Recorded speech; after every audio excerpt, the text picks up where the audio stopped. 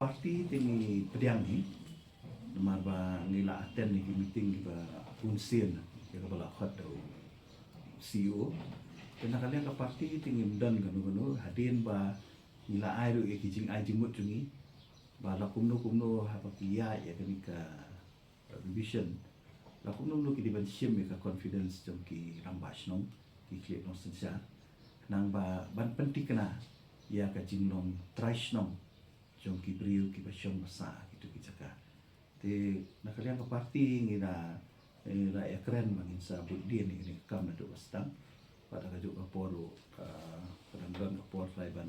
thungi ki BLA kanang ba kila ban ya angkat konsep nama kani ka isu i kam dade ya ka ba kata-kata ka state ka sungi ngai hoi kam tam hasar pada ki caka sor ba kunjuru aki caka border dan kam sigun ban check ini ki beriu ki bolong ki dual citizenship dan ta ki ba long doubtful citizen ba kani kari kapor le se ka bangila ban le nang ba kitu ki beriu ki numyo ban room haga electoral Ini malah mau setiap West Bengal kami di kelima, madam macam ini di belong jenuin, madam kerjing kiu tu. kalian ke election department ni ngai iba kila dan sibun ki kendon hagaban pensisya ya ka jinglong trasnong dengan tharai lada dia buat baik berhenti itu ki kendon ya ka balabu election commission tharai kan undang jing ban detect ini beriu ki dalam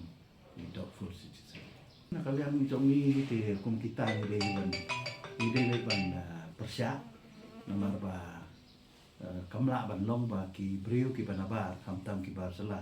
bakin sim ya ka jat khasi te ka tu ka syong hakikur kembang la don ni ka an ka syong hakikur bakin bu ka objection kamtam apa district council bakum juru kumno ki dio ai khasi shi dio trai lada kimde ki bas lada kimde ki khasi am na kalian jong ki political parties na kalian jong ki rang bas nong hi ki di ban ai ka objection hapo ka election department la kalong ka STO level DTC level bagi di ban delete